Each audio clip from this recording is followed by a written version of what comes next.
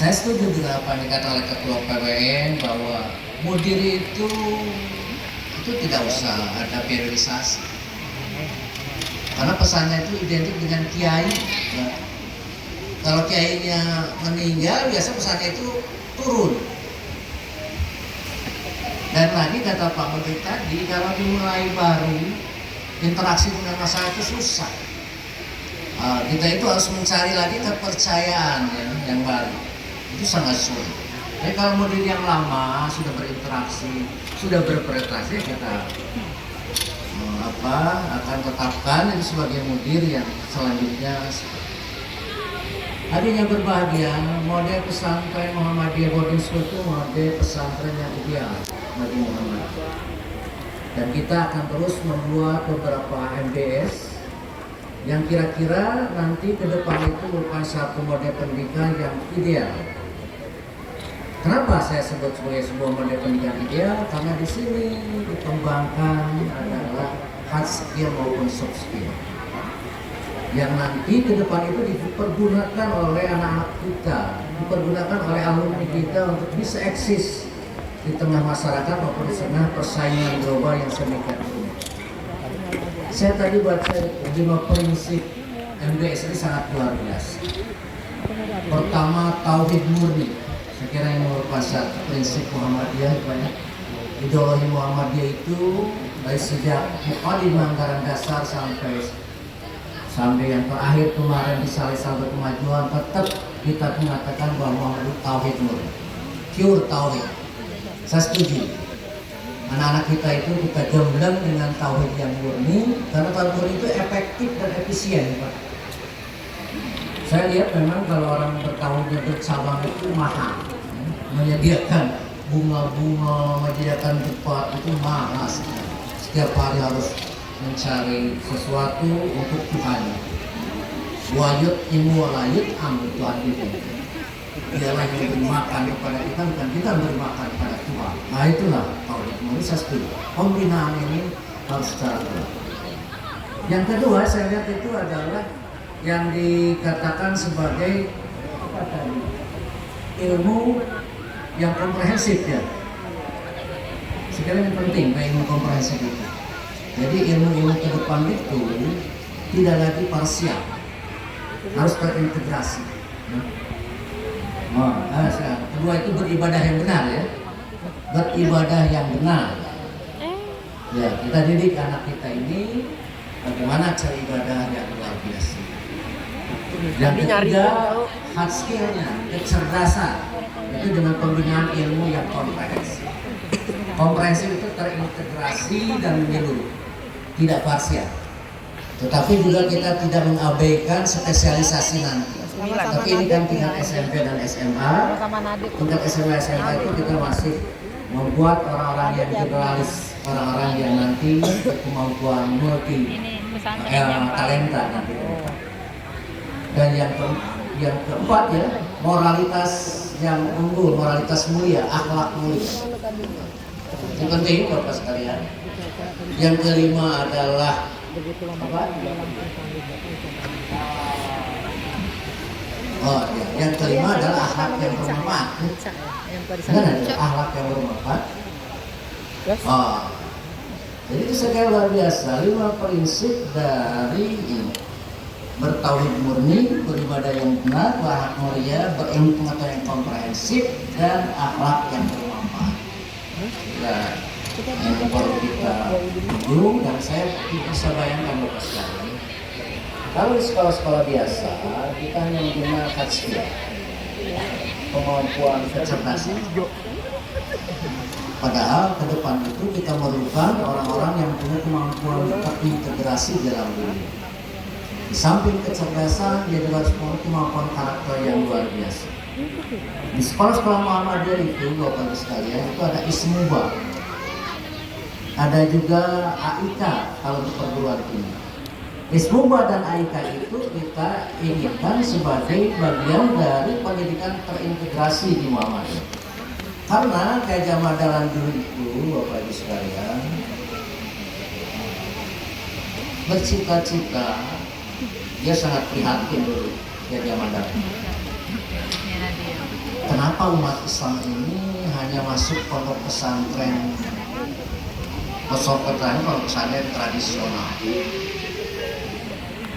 sedangkan sekolah-sekolah itu waktu itu hanya disediakan untuk para priai dan abtenah, termasuk juga orang-orang Belanda. Haji Ahmad Dahlan yang punya satu pemikiran yang luar biasa,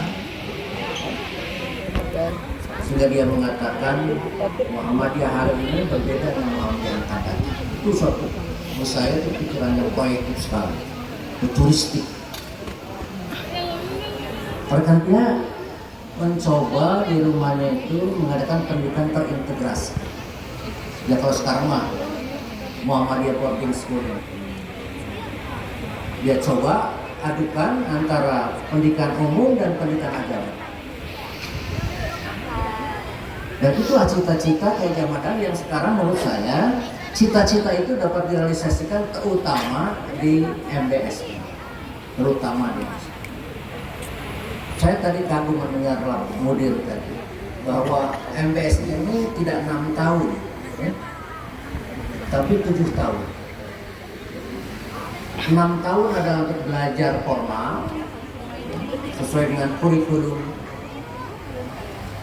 Tetapi 1 tahun lagi untuk peruntukan intensif belajar tentang kitab kuning untuk pendidikan soft skill yang lebih kuat lagi. Saya kira itu satu terobosan yang perlu kita contohkan. Saya pernah mengusulkan ke Pak Warek 4 kita di Hamka, bahwa Hamka pun perlu mengadakan seperti itu korban hidup. Ya sebelum wisuda itu 2 bulan lah ada pembinaan intensif mengenai keislaman dan kemuhammadiyah. Karena kalau mereka mengandalkan perkuliahan yang sangat sedikit, kita khawatir mereka tidak bisa memahami al-Islam secara bagus, secara baik. Saya pernah lontarkan dan yang sudah dipraktek, mungkin di